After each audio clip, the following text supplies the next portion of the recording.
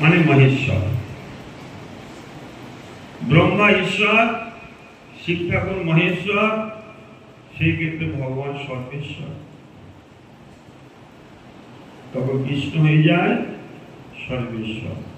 তুমি সর্বেশ্বরের স্বর ব্রজেন্দ্র। যত ঈশ্বর আছে সেই ঈশ্বরেরও তুমি পরম ঈশ্বর, তিনি ভগবান শ্রীকৃষ্ণ। তবে অন্য কারণ গুণগান কীর্তনে এই সর্বাণী তীর্থানি বসন্তী তত্র নয়, যেখানে ভগবান গোবিন্দেরই গুণগান কীর্তন ভক্তের মুখ থেকে হয়। কেমন ভক্তের মুখ থেকে হয়, যেখানে সেখানেই গোবিন্দ তার মুখারবিন্দে থেকে তার গুণগান কীর্তন শ্রবণ করার জন্য তিনি চলে আসেন। আচ্ছা, একটা লোকের এত বড় একটা মিষ্টি দান হলো, কেমন 10,000 লোকের সামনে, কাউকে দেখালো না, একজনকে দান। আর একটা লোককে সেই আনন্দময় ভগবানের ক্ষুদ্রাংশ একটা জীবের মধ্যে থাকাতেই জীব এরকম আনন্দ অন্বেষণ করে। তাহলে খাওয়াতে মানুষের অত আনন্দ হয় না, সাজালেও মানুষের অত আনন্দ হয় না, যত আনন্দ তার গুণের কীর্তন করা যায়, মহিমা করে। এই জন্য স্বয়ং ভগবান পর্যন্ত তার গুণেতেই তিনি আকৃষ্ট হয়ে যান। একেবারে অন্নকূটের মতো ভোগ লাগানো হলো, খুব সুন্দর, হ্যাঁ, কিন্তু ভক্তি নাই। আর একটা গরিব মা, সে তার কুড়ে ঘরের মধ্যে একটু সাগর যা জোগাড় করেছে, সেখানে তিনি ভোগ লাগিয়েছে, আর চোখে জল ফেলছে গোবিন্দের জন্য। হে প্রভু, তোমার জন্য আমি কিছুই করতে পারিনি জোগাড়, এই যা সাগর জোগাড় হয়েছে প্রভু কৃপা করে তুমি গ্রহণ করো। আমরা সেখানে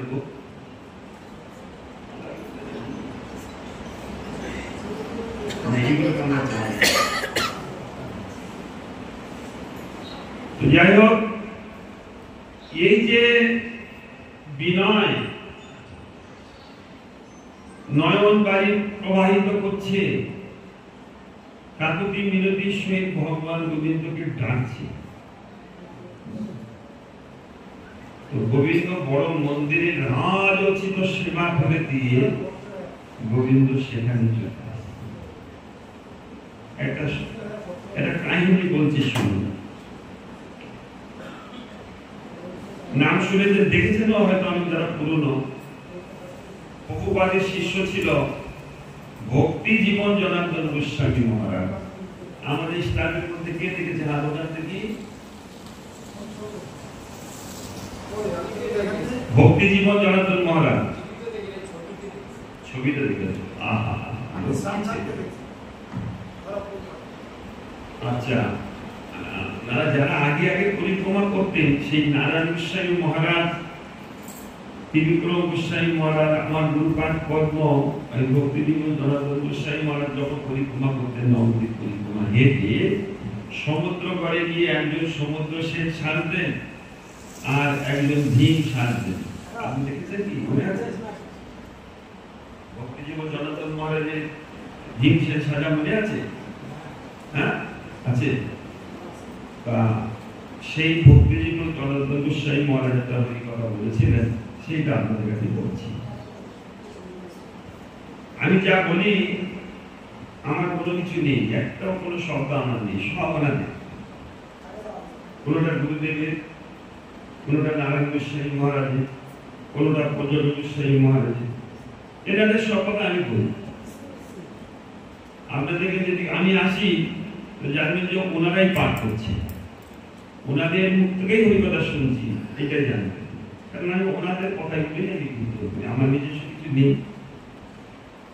যাই হোক, একদিন জগন্নাথ পুরীতে, আপনারা এটা অনেকে শুনেছেন যে জগন্নাথ সাক্ষাৎ পাণ্ডাদের সঙ্গে এবং উড়িষ্যার যে রাজা তার সঙ্গে কথাবার্তা হয় এখনো পর্যন্ত। মূল পাণ্ডা ঠিক সবার সঙ্গে কি মূল পাণ্ডাদেরই ওরকম নিষ্ঠাবান ভগবত ভক্ত, তারপর রাজা উড়িষ্যা, তার সঙ্গে কেমন ভাবে সেবা পূজা রাজ্য চলবে কি করে জগন্নাথ পরামর্শ দেয়। তো মূল পাণ্ডা যিনি পূজারী ছিলেন সেই সময়, অনেকদিন আগে কথা, তো সেই পূজারী তিনি মাঝে মাঝে সন্ধ্যা আরতি করতে যান। তো যারা আরতি করছেন তিনি দেখেন যে মন্দিরে না, কেন হবে, কে নাই, জগন্নাথ নাই না জগন্নাথের বিগ্রহ নাই, কোনটা বিগ্রহ আছে, প্রভু নাই। আমাদের যেমন চোখ নাই দেখা, আমরা বিগ্রহ দেখছি, জানি এই জগন্নাথ নিয়ে। এই জগন্নাথের যে আত্মা রূপে যে ভগবান নাম, বিগ্রহ এবং স্বরূপ, তিনি কিন্তু একই রূপ, তিনি কোনো ভেদ নেই। তিনি সচিদানন্দ রূপ, তিনটে সচিদানন্দ রূপ ভগবানের। আমাদের কিন্তু নাম আর নামই আলাদা, হ্যাঁ, কিন্তু ভগবানের এক।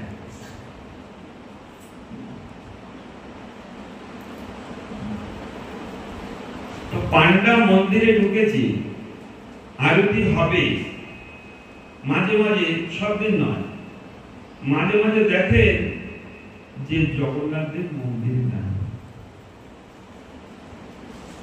হঠাৎ একদিন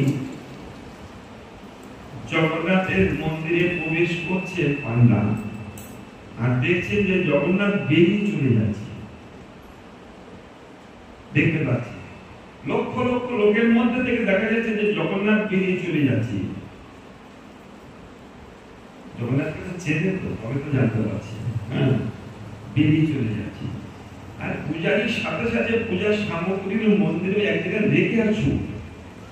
জগন্নাথ যায় কোথায়, জগন্নাথ যাচ্ছে কোথায়, পিছন ধরেছে। ওই রাজমার্গের ভিতর থেকে লক্ষ লক্ষ লোকের মধ্যে থেকে ওখান থেকে জগন্নাথ যাচ্ছে, কিন্তু কেউ দেখতে পাচ্ছে না। আর ওই দিকে তাকিয়ে কোথায় পা পড়ছে পাণ্ডার তার ঠিক নাই, পাণ্ডাও ছুটছিল পিছনে। এই দেখতে দেখতে শহর কাছে পুরীতে, শহরের মধ্যে ঢুকে গেল। এই শহরের মধ্যে এ গলি ও গলি, এ গলি ও গলি হতে হতে হতে হতে স্টেশনের কাছাকাছি একটা পাড়া, সেখানে চলে। আর ওই পাড়াটা সাংঘাতিক পাড়া, যেটাকে বলা হয় 12 বনিতা, সেই পাড়া। আর সেই পাড়াতে জগন্নাথ তো যাচ্ছে, জগন্নাথকে তো কেউ দেখতে পাচ্ছে না। পাণ্ডা যায় কি হবে, লোকে নিন্দা করবে না? পাণ্ডা গেলে একটা ওই রকম পাড়াতে নিন্দা হবে। তথাপিও মানে জগন্নাথ যাচ্ছে কি দেখার জন্য সে কিন্তু ছাড়ছে না, সে ঢুকছে। আর ঢুকতে ঢুকতে ঢুকতে ঢুকতে একদম পুরো একদম বেশ্যাদের একটা পাড়া আছে, সেই পাড়ার মধ্যে আর দেখতে দেখতে দেখতে দেখতে উড়িষ্যায় এখনো কিন্তু কিছু মাটির ঘর আছে, মাটির দেয়াল আর খড়ের চাল এখনো আছে কিছু গ্রামে। ওই একটা কুড়ে ঘর, খড়ের ঘর, মাটির দেয়াল। আপনারা কুলুঙ্গি জানেন তো? কুলুঙ্গি জানেন না? আপনাদের অন্য শব্দ ব্যবহার করে, মানে দেয়াল কেটে একটু বক্স মতো করে একটা থাক করলো, ওখানে এই গরিব দুঃখী লোক তাদের আলাদা ঠাকুর ঘর নেয়, ওখানে হয়তো একটা ফটো লাগানো আছে, ওখানে সন্ধ্যা টন্ধা দেয়, তাকে কুলুঙ্গি শব্দ বলা হয়। আগেকার সব মাটির দেওয়াল এরকম মোটা দেওয়াল, এরকম মোটা দেওয়াল না, সেটা ভিতর থেকে তৈরি করার সময় তখনই করা হলো এরকম ভাব, মানে এই এই এরকম, হ্যাঁ, মাঝখান থেকে একটা হয়তো কাঠ দেওয়া আছে, ঠিক, দুটো পাট, আর সুন্দর করে গোবর টোবর দিয়ে লেপা পোছা করে রাখে, খুব সুন্দর দেখা, ওটাকে বলা হয় কলুকি। এর ভিতরে একটা জগন্নাথের ফটো আছে, আর এই জগন্নাথের ফটোটা তার আবার ছেঁড়া, সে ভালো করে মানানো খুব সুন্দর ফটো তাও নয়। এই জগন্নাথ মন্দির থেকে বেরিয়ে ওই পটের মধ্যে ঢুকে গেছে। সবাই বলছে এখন পান্ডা কাউকে না চিনলেও সারা দেশের লোক পান্ডাকে চেনে, কেননা সে তো পূজারি, নাকি বলবো, যে পূজা করে তাকে তো সবাই চেনে, 1000 লোক দর্শন করছে,